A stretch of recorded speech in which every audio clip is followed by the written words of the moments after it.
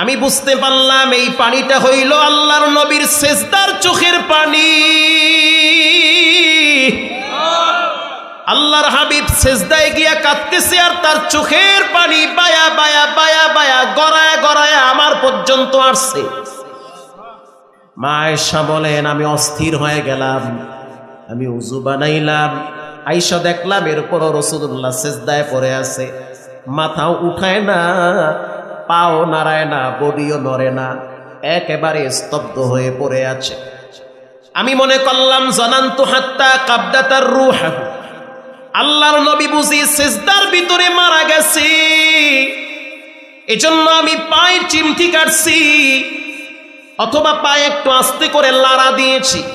যখন আমি পায়ে নাড়া দিলাম, আল্লাহর হাবিব তখন পাটা নাড়া দিয়েছে, বুঝতে পারলাম রাসূলুল্লাহ মারা যায় না।